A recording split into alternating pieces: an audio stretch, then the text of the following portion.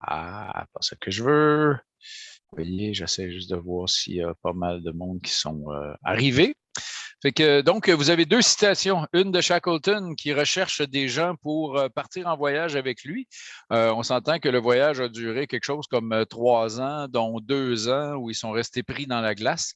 C'est l'histoire la plus hallucinante de survie de l'histoire de l'humanité, sans aucun doute. Ceux qui ont vécu des choses plus difficiles, ils sont morts, ils ne sont pas revenus pour le compter. Donc, pris dans l'article et tout. Et puis, ben, j'ai mis une autre citation ici de Joshua Slocum, qui était un Américain, mais qui était le premier à faire le tour du monde en voilier solo. Donc, fait qu'on imagine 1915 à peu près. Pas de radar, pas de radio, rien de ça. Pas de moteur sur son bateau parce qu'il avait décidé de ne pas avoir de moteur. C'était des aventuriers hallucinants. Je vous parle de ça, pas qu'il y a un lien direct avec le kayak, mais ça vous aide quand même à comprendre un peu mieux qui est Caravanier et les énergumènes qui y travaillent. Il y a à peine 10 jours, le bateau de Shackleton qui avait coulé en 1915 a été retrouvé à 3 km de profondeur, franchement très bien conservé. On le voit sur la photo, et M. Shackleton en médaillon. Sérieusement, ça vous tente de lire un livre d'aventure, puis après ça, en fait, je vous suggère de le lire dans n'importe quel voyage que vous faites, mais particulièrement avec nos voyages comme ça, quand vous venez avec nous, puis si à la fin d'une journée, vous trouvez que c'est un peu dur, qu'il pleut, qu'il vente et tout ça, je vais vous demander, avez-vous lu Endurance de Shackleton? Et puis là, vous ne pourrez pas trop vous plaindre si vous avez lu cette histoire-là. Fait que c'est une excellente lecture. Ça vient aussi beaucoup. Là, il y a Mariana qui va vous parler de Mingan tout à l'heure. Moi, je vais vous parler d'autres choses. Moi, c'est Richard Rémy, je suis le fondateur de Caravanier 1998. Et puis, Caravanier, ben, ça vient de quoi? Ça vient de ma jeunesse de lire le Tintin, le Temple du Soleil, Tintin au Tibet.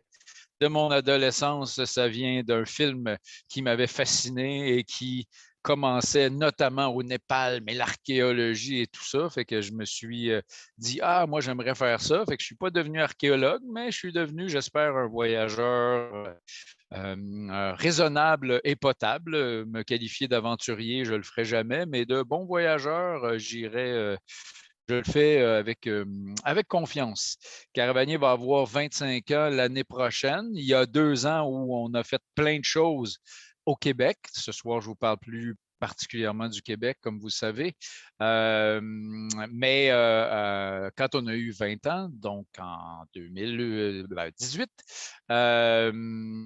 on est parti, on a fermé le bureau pendant 2 semaines. On est parti tout le bureau dans le Maroc avec quelques 110 voyageurs, une cinquantaine de l'équipe locale qui sont berbères, et on avait invité des gens d'un peu partout à travers le monde avec qui on travaille depuis une vingtaine d'années.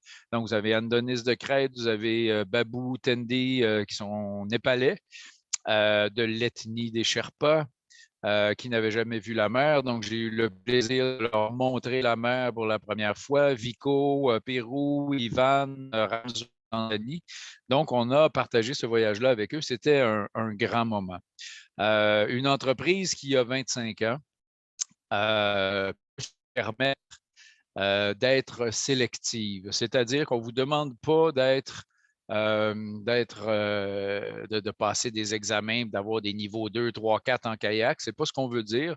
On vous demande de nous appeler pour vous au courant de comment est pour vrai. Vous ne pouvez pas vous inscrire sur Internet, pas comme ça sur un téléphone, puis je suis inscrit.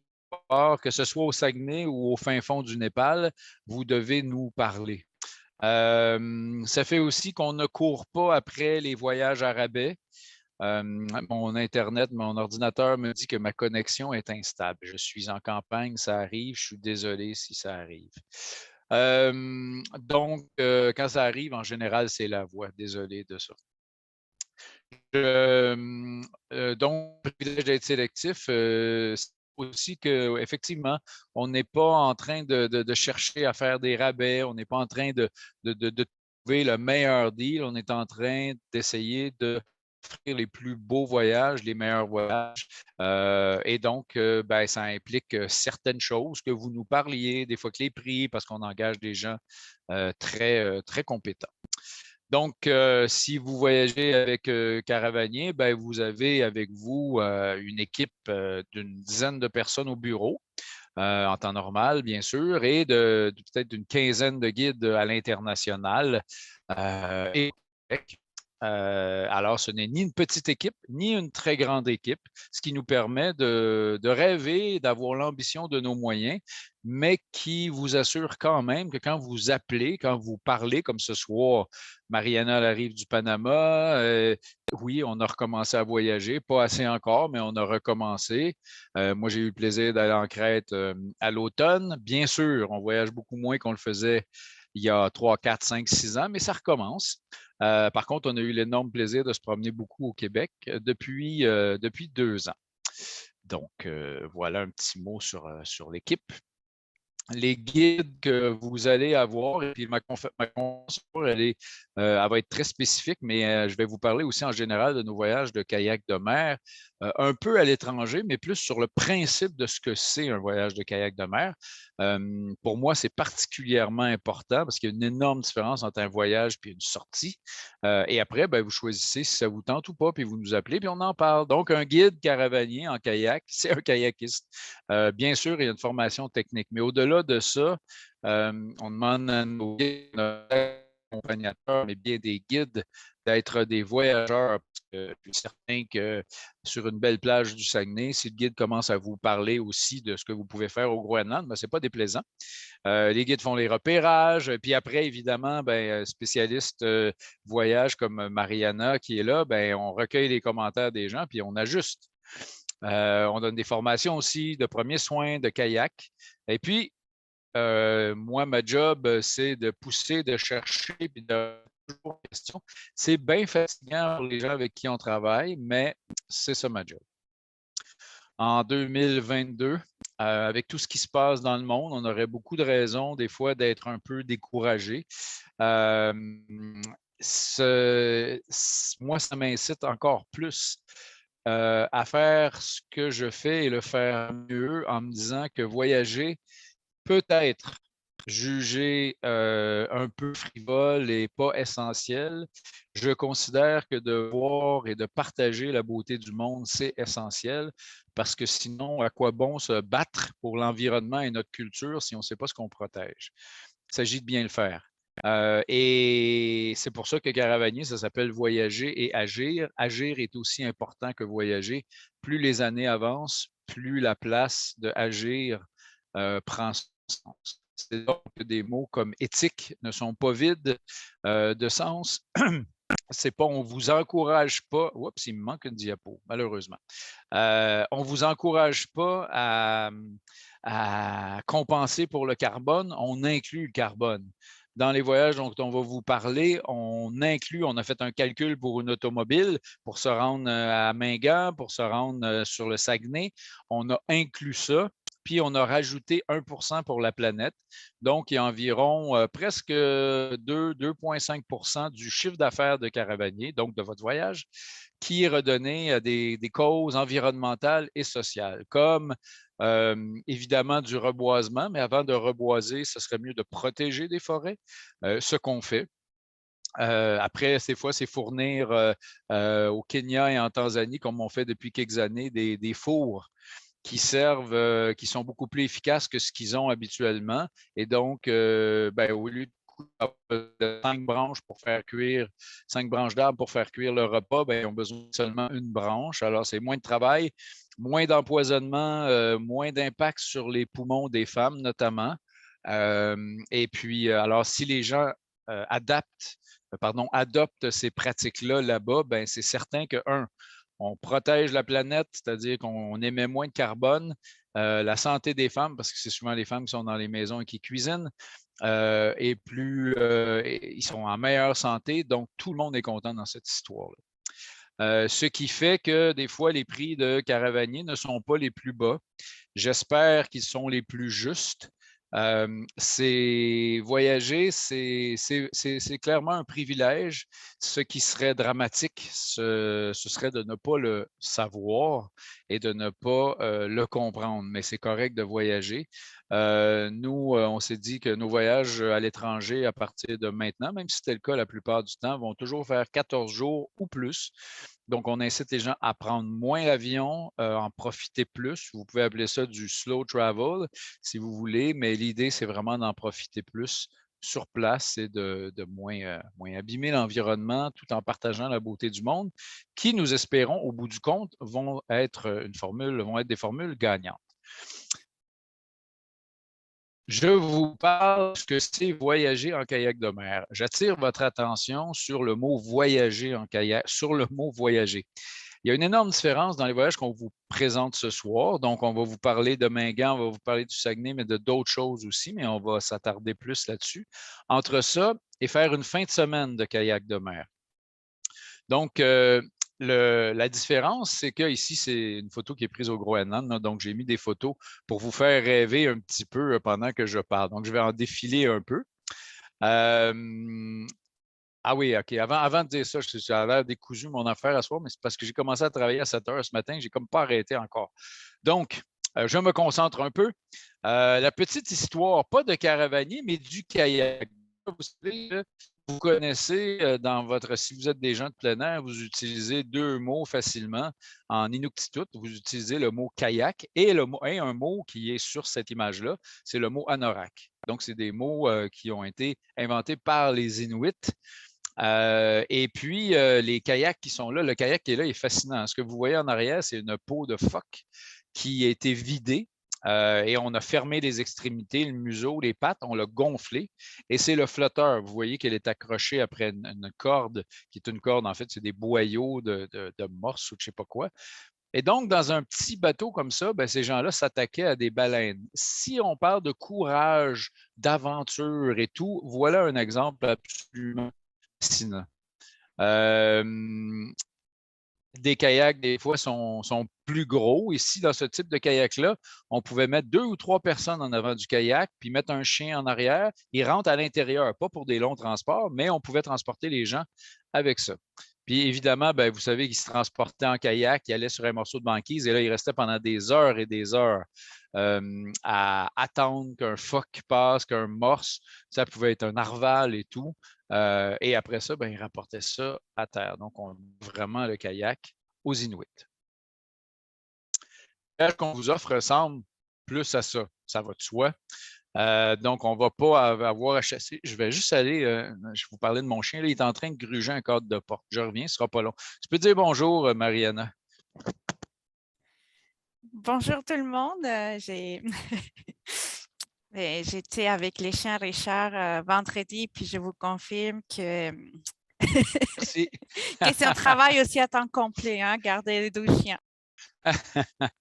Donc, image de la Basse-Californie ici, Baja au Mexique, d'où Mariana est presque originaire, je vous dirais, c'est-à-dire que Mariana est née à Mexico, mais a vécu une partie intéressante de sa vie à Baja, donc à Guide dans ce coin-là. C'est pas que je vous parle de ce soir, mais je vous montre des images ici en Crète. Ici, vous devinez qu'on est au Groenland, à Powell. Groenland. Sur cette image-là, j'arrête 30 secondes pour vous dire que je commençais à vous dire qu'il y a une grosse différence entre faire un voyage de 5, 6, 7 jours et plus ou faire une sortie de 2, 3 jours. Ça tient à plusieurs choses. D'abord, l'état d'esprit. Quand on part une fin de semaine ou même 3 jours, ben, c'est quand même une longue fin de semaine. On sait qu'on revient dimanche soir à la maison. Puis on peut faire 3 fins de semaine de suite, ça nous fait 6 jours, mais ce n'est pas du tout la même chose que de faire un voyage de 6 jours. Un voyage de 6 jours, vous allez vraiment décrocher. Je vous souhaite qu'il n'y ait pas de réseau cellulaire. Je vous dis la geste de ne pas l'utiliser. Ça, c'est franchement une bonne idée. Au-delà de ça, il y a ce que j'appelle faire corps avec le kayak. À moins que vous soyez des kayakistes extrêmement expérimentés, que vous avez votre propre kayak, que vous faites 30, 40, 50 journées de kayak par année, ce qui n'est pas le cas de la plupart des gens, et même pas des guides, hein. Moi, personnellement, oui, j'ai un kayak, mais quand je pars voyager à l'étranger, ben, je prends les kayaks qu'il y a sur place. Mais si vous n'êtes pas très, très habitué, ben, la réalité, c'est que la première journée dans un voyage en kayak, vous vous battez contre le kayak, vous vous battez contre la position, mettre la jupette, les pédales ne sont pas exactement au bon endroit. La pagaie est plus lourde, plus légère, plus longue. Si vous êtes dans un kayak double, il faut que vous synchronisiez avec votre partenaire. Fait que la première journée, là, on se bat contre le kayak. La deuxième journée, on commence à trouver un peu de trucs et ça va de mieux en mieux. Et je vous dirais qu'à partir de la troisième journée, là, on commence à vraiment utiliser le kayak. Puis quatrième, cinquième, puis à un moment donné, ça fait vraiment partie de notre corps. C'est-à-dire que marcher, ça devient bizarre, mais faire du kayak, ça devient naturel. Fait que si on fait toujours 2, 3 jours sans aller plus long, plus loin, on risque de dire, ben, il y a juste cette expérience-là, puis on ne finit jamais par perfectionner nos techniques ou profiter de l'expérience acquise. Donc, il y a le côté, comme je vous disais, psychologique, puis il y a le côté technique. Alors, d'où l'idée de faire des voyages plus longs. Donc, quelques images ici, Powell. Et puis, j'en profite, je ne vais pas vous parler de ces voyages-là plus tard, où je reviendrai peut-être de façon anecdotique. Panama. Les voyages qu'on vous présente ce soir, notamment Mingan et le Saguenay, moi, j'aime bien dire aux gens que si vous faites le Saguenay en itinérance comme on l'offre, Mingan, ça peut être des conditions extrêmement difficiles aussi, mais comme on le fait en camp de base, qui rendent la chose plus accessible. Mais si vous faites le Saguenay, vous êtes avec un bon guide, vous allez être avec un bon guide si vous êtes avec nous, bien sûr. C'est un des endroits les plus difficiles à naviguer. Pourquoi? Les courants, les marées. Après ça, le fait que c'est un fjord, ça veut dire qu'on ne peut pas accoster n'importe où. Il y a même les bateaux, des fois, les bateaux qui passent, il n'y en a pas tant que ça, mais il y a des bateaux. La météo, le vent, on est dans un couloir de vent, vu que c'est un fjord, donc c'est un endroit qui est, disons, délicat à naviguer, d'où l'importance des guides.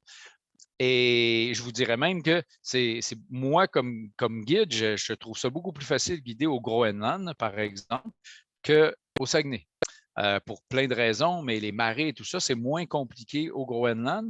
Et puis, il ne fait pas froid au Groenland. Fait que si ça vous intéresse, retenez ça, il ne fait pas froid, puis il fait clair tout le temps. Mais tout ça pour vous dire que oui, ça peut être un raisonnement intéressant de savoir, j'aime mieux dépenser 2000$ pour faire une semaine de vacances en kayak ici au Québec. Et si j'aime ça, je dépenserai plus d'argent pour aller plus loin à l'extérieur. C'est un raisonnement qui se tient. Mais si pour vous, c'est je ne sais pas si je suis capable de le faire, si je suis assez bon en kayak, bien vraiment, appelez-nous parce qu'il y a des voyages qui sont plus longs, mais qui ne demandent pas d'être des techniciens plus forts en kayak, même au contraire. Un voyage de kayak aussi, c'est énormément de logistique. Évidemment, vous ne participez pas à ça. Ici, on est dans un hangar au Groenland en train de préparer 3 semaines d'autonomie. Donc, ça, c'est un de nos voyages qui a la logistique la plus compliquée. Mais c'est aussi beaucoup, beaucoup de préparation. Donc, s'il y a une portion de nourriture fraîche, s'il y a une portion de nourriture sèche, savoir que des fois, il y a des gens qui ont des allergies et tout ça, c'est énormément beaucoup plus qu'un trek parce que les bagages ne sont pas portés. On a tout ça avec nous dans les kayaks. Donc, c'est beaucoup de minutie. Une fois qu'on a tout ça dans des sacs étanches, et puis, si le guide a fait une bonne job, ben, il y a des codes, hein, les jaunes, les bleus, les rouges, la grandeur et tout. Fait que quand on sort, on sait où est le melon d'eau. Et puis, toujours dans le fond du kayak. Puis après ça, ben, il faut rentrer ça dans les kayaks. Et ça, ce n'est pas toujours évident quand on dit aux gens, vous apportez juste des petits sacs parce que ce ne sera pas facile à rentrer un gros sac dans un kayak. Fait exprès pour mettre la photo qui était un peu drôle. Donc, des fois, il faut charger le pont des kayaks. Après, on est dans des endroits magnifiques, puis le kayak nous permet quand même un luxe parce qu'on n'a pas tout sur nos épaules. Donc, on a un peu plus de liberté d'apporter de la nourriture fraîche, mais aussi d'apporter, comme vous voyez ici, des petits bancs, une petite table, ce qui nous permet à nous, les guides, de cuisiner sans avoir trop mal au dos. Et puis, pendant qu'on cuisine, ben, les gens discutent et tout. Bien sûr, on a besoin d'aide pour aller chercher de l'eau fraîche au ruisseau. On a certainement besoin d'aide pour faire la vaisselle. Le guide ne peut pas tout faire, mais vous avez quand même beaucoup de temps pour relaxer dans tous les voyages. Donc, comme je vous disais, la cuisine, on peut se permettre d'avoir une cuisine fort charmante des fois. Ici, image au Panama où on arrête au milieu d'un banc de sable. On a de l'eau jusqu'aux genoux, comme vous pouvez voir. Puis on met une table là, puis on mange. Ah oui, la vie est dure. L'eau est à 29 degrés. Des fois, on est chanceux, on attrape des crevettes avec des oranges direct avec nos palmes. On peut pêcher aussi dans certains voyages. Et puis, s'il y a des gens qui sont pêcheurs, c'est possible aussi. Après, il ne faut pas juste refiler les poissons au guide pour qu'il les arrange. Hein. Si tu pêches, tu les arranges. Tu peux les manger aussi. Et on peut se reposer aussi. Ça fait partie de la petite sieste après le dîner quand il fait beau. C'est bien mérité. Donc, et nos guides, bien évidemment, nos guides, ce qu'ils vont faire, c'est qu'ils vont vous enseigner les bonnes techniques de pagaie. C'est vraiment important de bien utiliser le corps au complet et non pas juste les bras. Défaut que la plupart des gens, et même des kayakistes quand même relativement expérimentés, des fois ne pagaient pas très bien. Le guide doit avoir plein de qualités.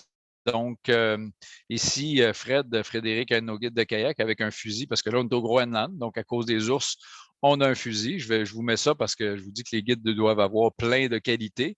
Ils doivent être capables de et d'avoir une table démarrée et de bien comprendre la table démarrée pour ne pas se faire prendre.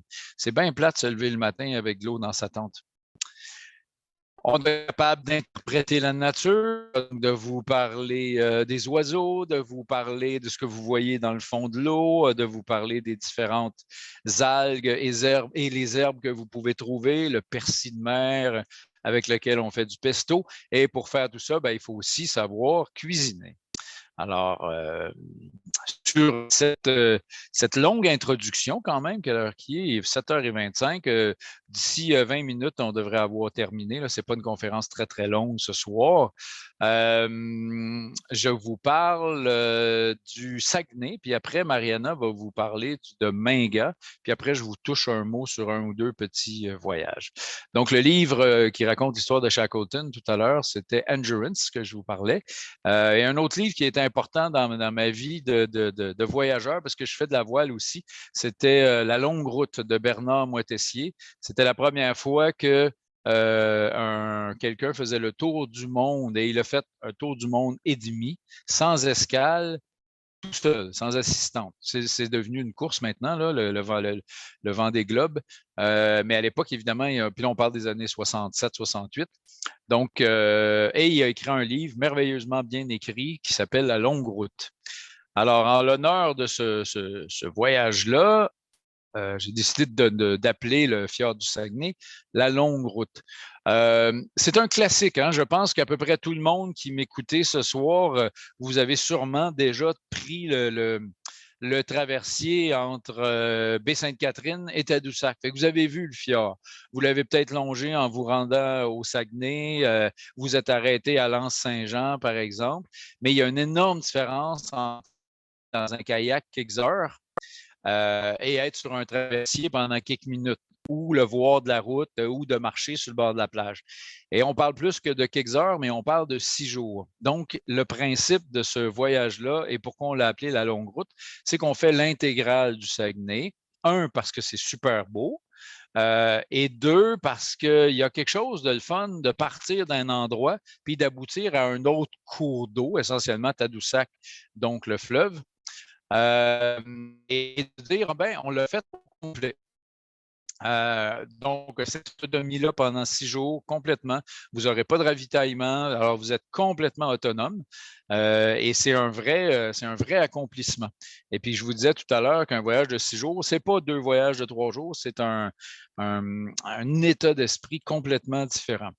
Le Saguenay, des fois, quand les choses sont proches de chez nous, on ne réalise pas la beauté des choses. Puis c'est un peu normal. Tu sais, on rêve du Népal, on rêve, je ne sais pas moi, d'aller voir des animaux en Tanzanie. C'est vrai qu'on n'a pas beaucoup de lions au Canada, par exemple, là, mais on rêve de ces choses-là. Or, on a au Québec des choses merveilleuses. Et je dirais que la principale ressource, je ne vous surprendrai pas, ce sont les cours d'eau. Demain soir, je parle des descentes de rivières en canot. Le Québec ou le Canada, c'est le paradis du canot. C'est aussi un endroit merveilleux pour faire du kayak. Le Saguenay, c'est un classique, c'est clair. C'est pas trop loin de Montréal. Oui, vous pouvez le faire. Des fois, la définition des photos, j'ai eu un petit problème avec mon PowerPoint tantôt. J'ai été obligé de recharger les photos en vitesse. Donc, vous avez, c'est un joyau. Hein? Les gens viennent de beaucoup d'endroits dans le monde pour faire du kayak, mais peu partent pendant de longues journées. Pourquoi? Parce que c'est juste pas offert. Et comme beaucoup d'entreprises au Québec, ben, s'adressent beaucoup aux Québécois, même s'ils s'adressent aussi à des gens d'un peu partout, ben, nous, on s'est dit, tiens, on va faire comme on fait à l'international, on va offrir des longs séjours. Donc, on a travaillé des voyages avec des partenaires, Fjord en kayak dans ce cas-ci, Noriac dans le cas de Mingan, et on a voulu offrir des choses différentes. Donc, ce n'est pas qu'une question de durée, bien sûr, parce que oui, la durée, ça implique une logistique différente, ça implique si on pas du début, ben, ça implique une navette au début, une navette à la fin. C'est toutes des choses qui rendent les choses plus complexes et donc plus chères, mais qui permettent une expérience différente qui en vaut la peine. Donc, 6 jours, quelque part au mois de juillet ou au mois d'août, c'est-à-dire qu'on y va dans l'été, ben, vous êtes certain d'avoir un peu toutes les météos. Tant mieux si c'est juste du beau temps. Ça ne sera pas juste du mauvais temps, mais on peut avoir du brouillard, on peut avoir du vent. Les journées sont longues, donc on peut en profiter amplement. On a été raisonnable dans notre parcours, c'est-à-dire qu'on aurait pu on pourrait faire ce parcours-là si on voulait partir tôt le matin, finir tard le soir, 3 jours. Des kayakistes aguerris pourraient le faire. Ça serait très possible de le faire en 4. On a décidé de le faire en 6. Parce que si on invente face la journée, ben, il faut pagayer pas mal plus fort pour faire les distances. Donc, mais si on invente d'eau, ben, on va arriver au fait qu'on a du temps dans ce voyage-là pour arriver. Et les endroits de campement, les campements, c'est tout le temps un des grands plaisirs du voyage.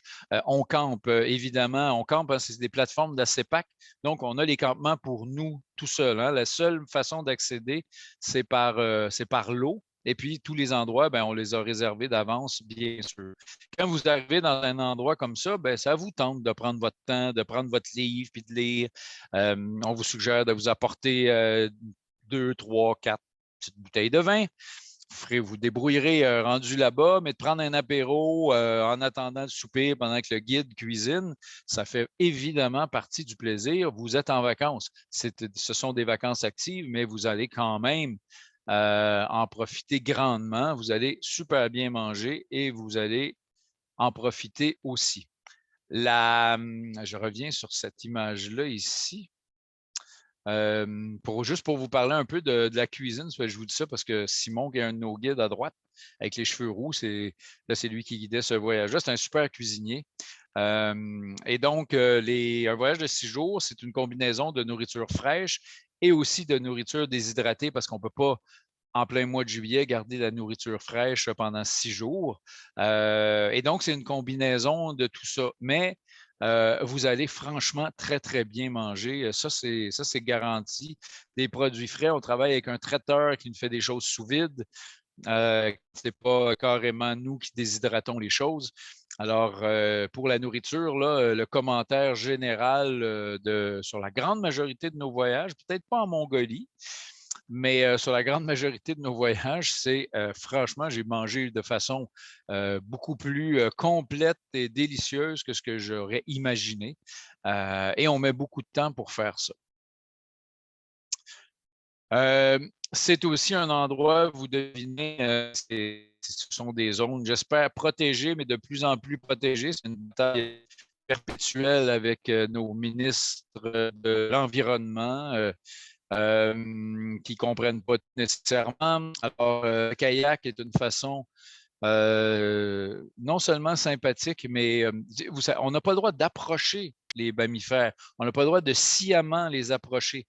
Mais si eux nous approchent, bien, on ne peut pas nécessairement sauver. Un beluga, ça nage pas mal plus vite que nous autres, hein.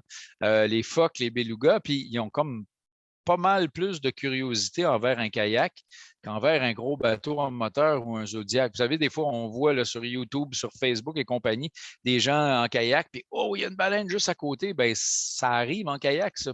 Ça arrive. C'est la meilleure façon de se présenter à faire les choses, comme c'est la meilleure façon de voyager à pied. Bien, sur l'eau, c'est de le faire en kayak. Alors, ce n'est pas garanti que vous allez rencontrer, mais mettons que vous mettez sur 6 jours, vous mettez les chances de votre bord en tabarouette. 6 jours, vous allez être longtemps sur l'eau. On est très loin d'une sortie aux baleines qui dure 3 heures en Zodiac, puis vous revenez, vous allez être pendant 6 jours sur l'eau. Donc, beluga, phoque, bien sûr. Et au Québec, on est chanceux parce que les phoques, comme les phoques ne sont pas chassés, ben, ils ont beaucoup moins peur que des endroits comme le Groenland, par exemple, où les phoques sont chassés. Fait quand un phoque sort de l'eau et il voit un kayakiste, il rentre parce qu'il sait que, oups, il va recevoir une balle.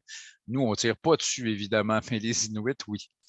Donc, voilà un petit peu, voilà ce qui termine ma courte présentation du Saguenay. Encore une fois, c'est très important dans les premiers 20 minutes, je vous ai parlé de l'esprit avec lequel on fait ces voyages-là, alors que ce soit au Saguenay ou Mingan, c'est toujours cette espèce d'esprit-là qui englobe. On travaille avec les équipes locales, on dit voici comment on veut que le voyage soit monté. Donc, la nourriture est d'une qualité supérieure, les voyages sont plus longs, les guides, c'est les guides les plus expérimentés.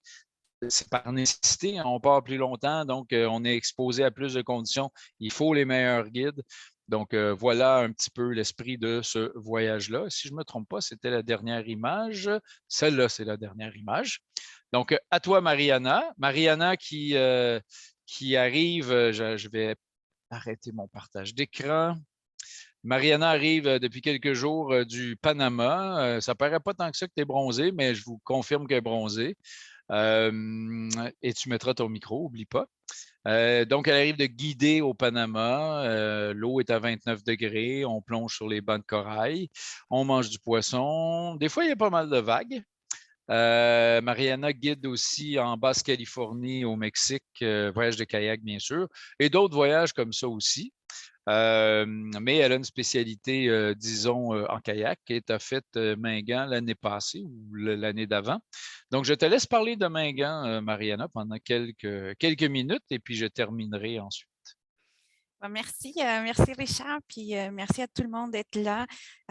Les kayaks, c'est une passion que justement j'ai développée en Basse-Californie. J'ai trouvé fascinant de pouvoir utiliser les kayaks comme moyen de transport, puis façon aussi de trouver une liberté, puis une possibilité de découvrir la côte, puis les larges aussi. Donc, j'étais super contente quand je suis venue au Canada, puis j'ai rencontré Caravanier qui connaissait la Basse-Californie, puis qui voulait développer des autres... Est-ce que mon son est mieux? C'est bon? OK, parfait. Des autres destinations. Donc, un de mes rêves, justement, que je voulais faire, c'était aller à l'archipel des Mégans, puis je puisse le faire en 2020, la première fois, puis l'année passée, je suis retournée. Donc, ça va me faire plaisir de vous parler de ces voyages. Je vous partage l'écran. Est-ce que vous voyez mon écran maintenant? Je ne sais pas si on les voit. Je pense que oui. D'accord. Alors, quand on a commencé à faire ces voyages, déjà, normalement, d'habitude, on fait plus de voyages à l'international qu'au Canada. Puis, quand on a dû se retrouver une façon de continuer à faire voyager nos amis, puis notre client fidèle, donc on a décidé, entre autres, de s'approcher aux gens qu'on connaissait déjà. Puis là, Marie-Josée, une bonne collègue, puis une super kayakiste qui est amie des bonnes dates des Mathieu, des Nordjack, a dit, ben, si on fait des voyages de kayak au Québec, c'est sûr qu'il faut qu'on aille à l'archipel des Mégans. Mais là, les questionnements, c'était surtout, OK, ben, on veut bien aller à l'archipel des Mégans, mais les conditions peuvent être difficiles, il fait froid, ils vendent beaucoup, il y a un vent dominant, c'est le golfe du Saint-Laurent. Donc, on a décidé de faire une formule des canvas. Donc, je vous parle d'un voyage dont on va 6 jours, aussi comme au Saguenay, 5 nuits. La différence, c'est que ce n'est pas un voyage où on va changer de campement tous les jours. On a décidé de s'établir dans un seul endroit. Il ne faut pas oublier que nous, juste pour nous situer un peu, on est dans la côte nord, au golfe Saint-Laurent, entre Anticosti puis la côte, c'est l'archipel. Donc, c'est le Parc Canada qui gère la protection de cet endroit. Donc, on a fait une réservation de 5 nuits au même campement. Donc, c'est là on va rester pour 5 nuits, puis dès là, on va faire des sorties journalières. Donc, c'est vraiment un voyage qui nous permet de visiter déjà les voyage commence à Havre-Saint-Pierre, donc il faut se rendre à Havre-Saint-Pierre. Déjà, il faut prévoir peut-être 12 jours avant, puis 12 jours aussi pour retourner. Donc, ça vous permet de faire vraiment une belle visite, une belle découverte de cette région de la Côte-Nord qui est fascinante. On vous donne rendez-vous directement à Havre-Saint-Pierre. C'est de là qu'on va prendre un petit Zodiac. Qui va nous ramener justement à la Grande Île. C'est là qui va être notre camp de base. Donc, le Zodiac nous permet évidemment, oui, donc, des fois, on doit ramener des kayaks, mais c'est surtout que tout notre bagage va être dans le Zodiac. On arrive au camp base, on monte les campements, puis on va les laisser comme ça pour 5 nuits. Donc, ça nous donne beaucoup plus de confort. C'est très agréable, pas dépacter les kayaks à tous les jours, démonter et monter les campements. On va les faire une fois quand on arrive, puis on va les démonter juste avant de finir notre voyage. Donc, c'est le même Zodiac qui va venir nous chercher les jours 6 pour retourner à Havre-Saint-Pierre.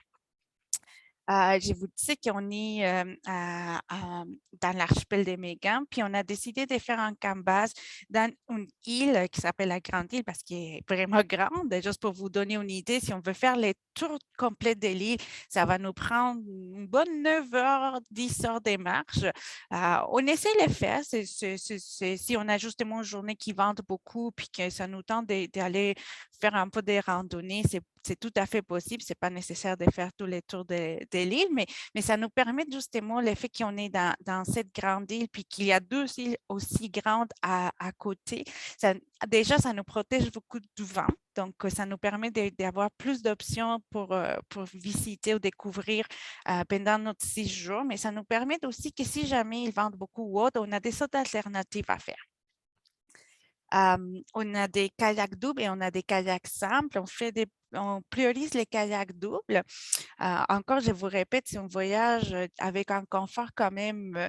On n'a pas besoin d'avoir les kayaks sont légers, on n'a pas des choses à l'intérieur des caissons, sauf un petit sac des jours avec des collations, l'appareil photo, etc. Mais tout le reste, ça reste dans le campement. On ne va pas les démonter, on laisse toutes nos affaires installées dans le campement. Le campement est géré par le Parc Canada, donc il y a certaines infrastructures comme des toilettes ou autres, et c'est vraiment bien réglementé. Et on a réussi, depuis la première année qu'on a fait le voyage, donc depuis 12 ans, on a réussi vraiment à réserver tous les sites au complet. Donc, la baie et les sites, c'est juste pour nos groupes. Il n'y a pas des autres groupes qui arrivent, c'est vraiment juste pour nous. Donc, c'est quand même agréable de savoir que déjà, des fois, c'est très difficile de trouver de la place et pour savoir qu'on peut rester dans le même campement 6 nuits, puis que ça va être juste notre groupe, ça fait une belle dynamique.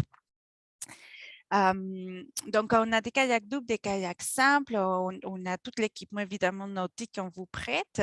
À vous, c'est juste d'apporter vêtements de réchange, votre sac de couchage. La température de l'eau est très froide. Donc, à la différence du Saguenay ici, il faut vraiment, c'est important qu'on utilise un wetsuit tout le long du voyage. Donc, on va utiliser le wetsuit, ne vous inquiétez pas, on peut vous prêter toute cette partie aussi, wetsuit, booties, etc. On y va en juin et juillet, fin juillet. Les températures de l'eau, ça va être toujours très fraîche. On peut se baigner. Il y a des gens qui se baignent. C'est sûr qu'on ne va pas rester 1 heure en train de nous baigner dans notre petit baie privé. Ça va être une baignade rapide, vraiment rafraîchissant, parfait pour bien nous réveiller. Mais c'est des températures quand même assez fraîches.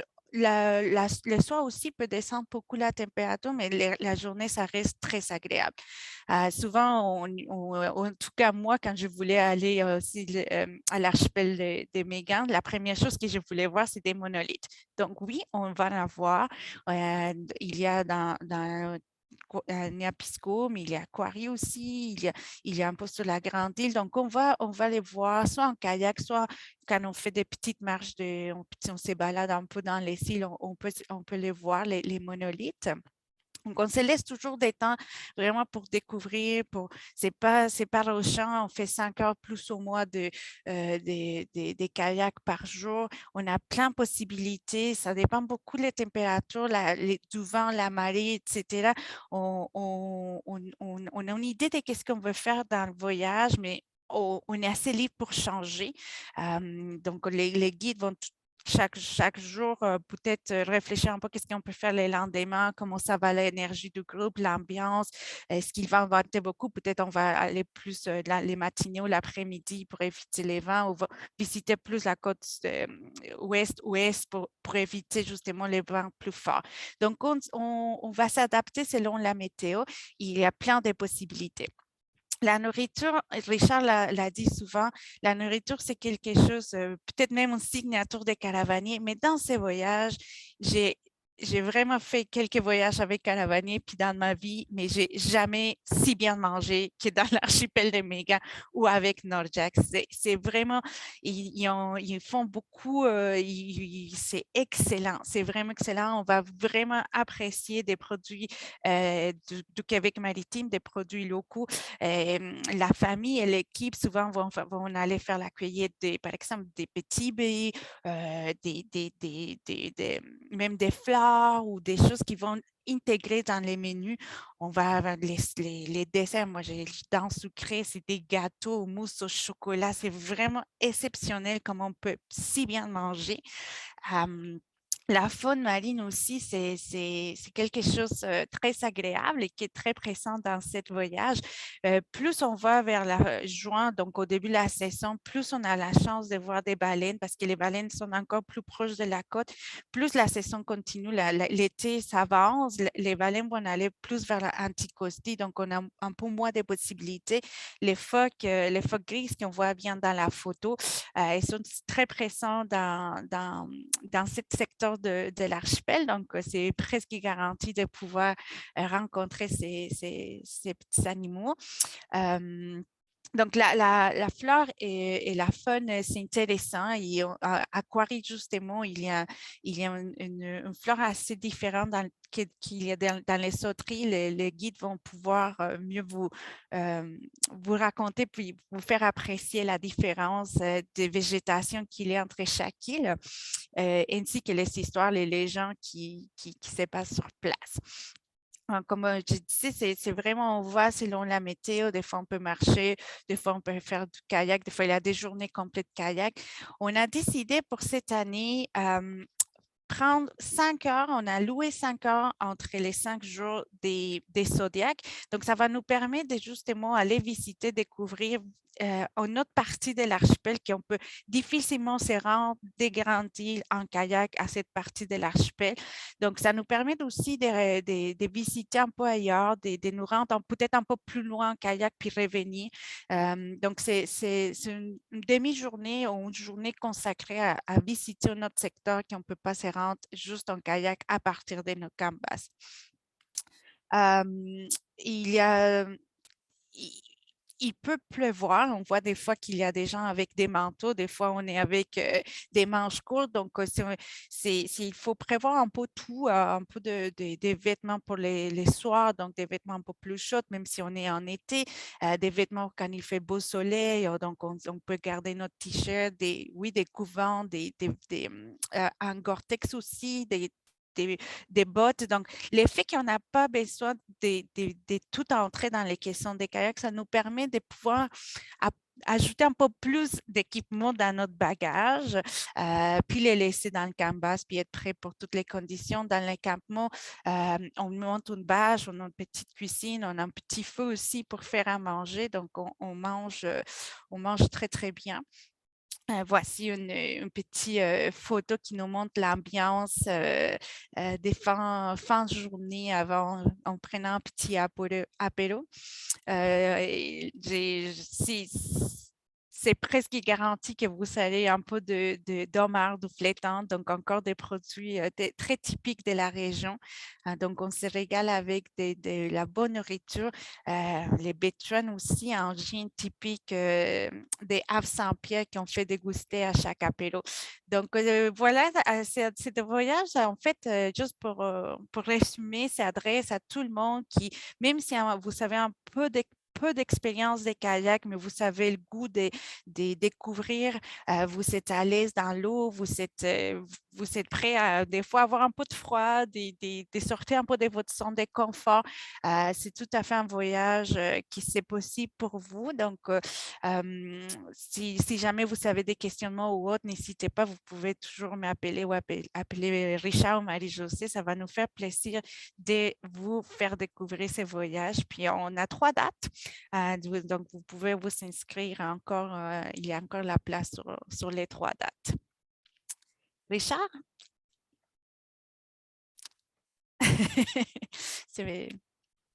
Oui, je suis là. Je ne sais pas si Euh, vous avez des questions. Je pourrais peut-être déjà répondre quelques questions. Je vais arrêter mon partage. ouais, c'est bon. On a une question, s'il y a des kayakistes plus lents et plus rapides, comment on fait? Ben, la réponse, c'est que les groupes, en tout cas depuis 2 ans, on a des groupes complets, donc 10-12 personnes, ce qui fait qu'il y a 2 guides. Donc, ça permet aussi de séparer selon les forces. C'est pas seulement que les forces, ça peut être les intérêts des fois. S'il y a des gros vents, il y en a qui préfèrent marcher, ben, le guide peut partir avec certains plus téméraires sur l'eau, puis après ça, ben, dire, ah, ben, tiens, on va aller dans tel coin, mais il y en a un groupe qui veut revenir. Donc, si le groupe est assez, vous comprenez, si on est 4, il n'y aura pas 2 guides, mais si on est 8, 9, 10, 12, il va y avoir 2 guides. Donc, oui, ça permet ça. Je complète un peu ce que Mariana a dit à la fois nos voyages internationaux, mais nos voyages au Québec. Puis ici, on vous parle des deux. Celui qui est le plus engageant des deux, c'est clairement le Saguenay parce qu'on est en itinérance. Les conditions à Mingan, moi, j'ai pas fait le voyage qu'on vous offre, mais j'ai pagayé à Mingan, puis j'ai déjà eu vraiment du mauvais temps.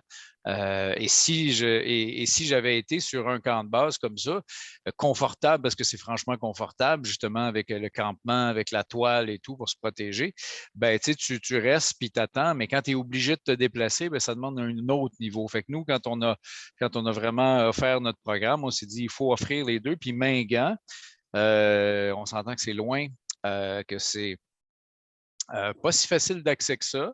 C'est pas juste une question de distance, là, mais on ne marche pas sur les îles si facilement que ça. Et en kayak, ben, il faut un bon niveau de kayak. Donc, on s'est dit, il faut qu'on trouve une formule qui nous permette à la fois ceux qui sont habitués, ben, ils vont s'amuser parce qu'ils sont en kayak, peuvent se promener encore plus. Mais même ceux qui, puis là, on s'entend, si vous avez peur de l'eau, peut-être qu'un voyage de kayak, ce n'est pas une bonne idée au départ. Mais on vous suggère de faire un peu de kayak avant, mais vous n'avez pas besoin d'avoir un niveau 2 en kayak pour aller à Mingan avec nous, c'est sûr. Pour être guide et pour y aller tout seul, il faut plus qu'un niveau 2 souvent, mais pas pour être des participants. Donc, voilà.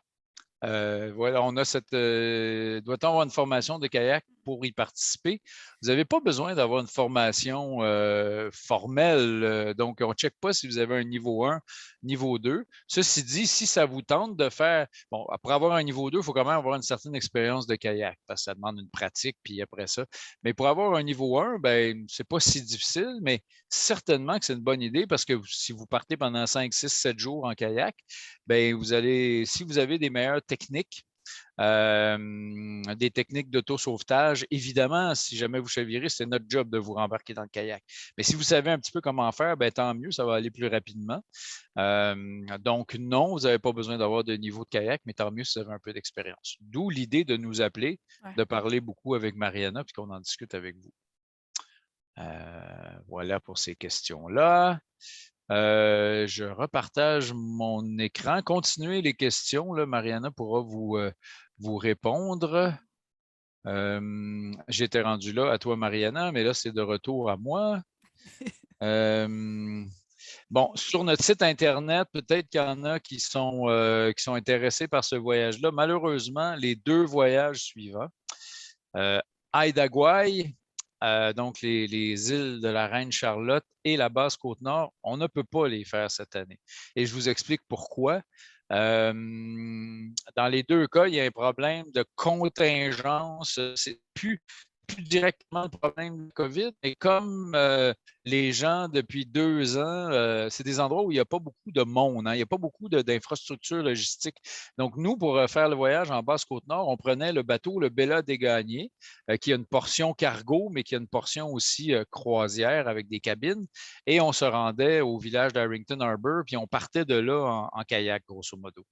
Ce bateau-là, qui était complet en 2020 parce que tout réservé à l'avance, a eu des réservations pour 2021. Puis là, en 2022, ils n'ont pas le droit encore de le remplir au complet et ils honorent les réservations des années précédentes, si bien que le bateau est complet. Et comme nous, on ne fait pas la vraie croisière qui dure 7 jours, on en a besoin juste de 2 jours, bien évidemment qu'on n'a pas de priorité. Donc, on n'a pas pu avoir des places sur le bateau cette année. Alors, on est obligé de remettre le voyage à l'an prochain. C'est un peu le même raisonnement pour Guayanas, c'est-à-dire que les gens avec qui on travaillait l'année passée, on n'a pas pu le faire l'année passée non plus là, pour des raisons hygiéniques. Là, ils sont débordés de demandes et puis il n'y avait plus de date de disponible. C'est un parc, c'est compliqué et tout. Il n'y avait plus de date de disponible pour nous. Fait qu'on est encore pris dans cette dynamique-là. Ce sont évidemment des voyages qu'on a l'intention de reprendre dans les prochaines années, mais on ne pourra pas les faire cette année. Par contre, si vous voulez faire du kayak cet été, j'attire quand même votre attention. Oui, on ne parle pas des mêmes prix, mais le Groenland, c'est franchement plus accessible que vous pouvez l'imaginer. Je vous dis, là, c'est moins difficile de faire le Groenland, ou en tout cas, c'est pas plus difficile de faire le Groenland que de faire le Saguenay. C'est plus long, c'est 2 semaines. Mais la météo, elle n'est pas plus difficile au Groenland, c'est même souvent moins capricieux que le Saguenay. Appelez-nous, on vous convaincra, là, mais ça fait assez longtemps que je guide au Groenland et qu'on fait nos voyages au Groenland. Ce n'est pas de la bullshit que je vous dis là. Je vous parle d'un voyage. Ce n'est pas tout à fait le même type de voyage. La descente de la Magpie. Demain, je vais vous parler de, s'il y en a qui sont intéressés, là, des descentes en canot. Mais je trouvais que vous parlez de la Magpie à des gens qui font du kayak. Ça peut peut-être les intéresser. Il s'agit d'être au courant de ce que c'est. Donc, voyage sur la côte nord. Donc, on s'en va à Havre-Saint-Pierre. On prend un avion et puis on part sur une des plus belles rivières du monde, sans l'ombre d'un doute. Le National Geographic, mais a-t-on besoin du National Geographic? Mais le National Geographic la classifie parmi une des 10 plus belles rivières d'eau vive au monde. C'est vrai. C'est franchement magnifique. C'est une rivière qui est très technique si on veut la faire en kayak ou en canot, mais si on veut la faire en rafting avec les bons guides, ça se fait très bien. Et puis, on travaille avec Mathieu Bourdon sur cette descente-là. C'est certainement le personnage qui a fait la descente. Pas certainement, c'est lui qui a fait la descente de cette rivière-là le plus souvent, là, toutes catégories confondues. On parle de peut-être une cinquantaine de fois là, depuis 25 ans. Donc, il n'y a personne qui connaît mieux la rivière que lui. Mathieu, c'est celui qui me montre à moi au passé. Alors oui, la Magpie, c'est des choses comme ça. Ça brasse. Si vous ne voulez pas vous faire mouiller, peut-être que ce n'est pas le bon voyage. Si vous avez peur de l'eau, non plus. Mais sachez que c'est un voyage qui se fait. En fait, ça vous demande vraiment zéro expérience, juste une petite dose d'adrénaline pour descendre. Et c'est un voyage aussi, là, on ne peut pas le voir là-dessus, mais les bagages sont transportés par des espèces de gros catarafes. On en voit un en bleu au bout, là. Donc, c'est aussi très luxueux comme voyage. Là. Vous voyez, on a des chaises, on fait nos feux le soir, on a la toile, c'est de la nourriture fraîche, on apporte des grosses glacières pour manger. C'est plus luxueux que des voyages de kayak. Puis le homard d'eau douce, vous ne connaissez pas. Non, mais pour vous dire qu'on a apporté ça quand même. C'est sûrement le premier soir qu'on mange ça, mais on mange franchement très bien. Et je vous dis, c'est bon, là, on ne va pas passer par ce rapide-là, vous inquiétez pas, mais il y a du portage à faire une fois ou deux, où il y a des rivières magnifiques. Donc, je trouvais que c'était pertinent de vous parler de ce voyage-là. Donc, je regarde, ça se termine pour moi ce soir. Des questions. Est-ce qu'il y en a qui ont des questions? J'ai répondu à ça ici. Mariana, je ne sais pas, dans le chat ici. Oui, il y a Mathieu qui est là. Allô, Max? Mathieu. Bon, je n'ai pas dit des mauvaises choses sur toi, Mathieu, hein? Donc, notre expert de la Magpie et aussi de Mingan. Si vous avez des questions spécifiques, il est là. Mariana et moi aussi, on peut répondre, bien sûr. Donc, voilà pourquoi je vous en parlais. Ah, il y a Julie qui me dit qu'il faut que j'envoie le sondage. Ça, Je c'était l'ai ta fait, job. Tu l'as fait, Mariana? OK. je Bon. pense. Non, je ne pense pas J'espère. parce que Julie, lunch, il faut faire ça, je pense. Tiens. Si vous pouvez prendre 30 petites secondes avant de partir, tout le monde, puis remplir le sondage qu'il y a là, ce serait gentil. Il y a 3 questions, je pense. Si jamais vous avez des questions sur la Basse-Californie, le lac Powell, mais aussi évidemment pour tous les voyages dont on a parlé cet été, ça me fait vraiment plaisir. Comme je disais, les kayaks est devenu une passion pour moi. Puis c'est devenu aussi la famille, toutes les amis avec qui on fait de partenariat pour faire ces voyages. Donc, c'est vraiment un plaisir pour moi de passer un bon temps avec vous pour vous aider à choisir les bons voyages ou les plusieurs voyages à venir. Souvent, on prend un, puis après, on prend la piqûre, puis oui, il faut mettre toutes les autres dans notre liste. Et puis, bon, il n'y a pas d'autres questions, mais je terminerai en vous disant que là, l'hiver se termine. Il y a presque plus de neige, en tout cas où je suis dans les cantons d'Est, il n'y a plus de neige essentiellement. Donc là, on va commencer à rêver du printemps. Il y a toujours le même phénomène, hein, on est tous des sportifs, sinon vous n'écoutez pas la conférence. On aime ça jouer dehors. Et puis, fait que là, quand il y a de la neige, on en profite, puis tout d'un coup, on commence à penser aux vacances d'été. Et puis, il va y avoir, peut-être le phénomène va être moins fort que les 2 derniers étés, mais tout est réservé souvent. Et nous, on a eu ce même phénomène-là. C'est-à-dire que la grosse majorité, on avait 5 groupes l'année passée à Mingan, ils étaient complets, les 5 groupes. Donc, à un moment donné, les gens se précipitent. Comme il y avait la réouverture des frontières cette année, on a mis un peu moins de dates de départ au Québec. Si ça se remplit, on en rajoutera, mais on a mis un peu moins de dates de départ. Donc, si ça vous tente, ben, attendez pas trop. Ça vous aide, vous, à planifier vos vacances. Puis nous autres aussi, ça nous aide à savoir combien on va avoir besoin de guides et tout ça. Fait que pour faire encore du meilleur travail. Alors, sur ce, s'il n'y a pas de questions, ben, je vous remercie. C'est rare qu'on réussisse à faire une conférence en bas exactement 1 heure, il est 8 heures.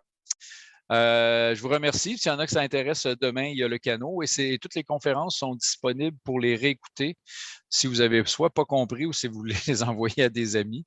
Et appelez-nous, puis on va vous parler de n'importe quoi. Je vous souhaite une bonne soirée. Merci à vous tous. Bonne soirée.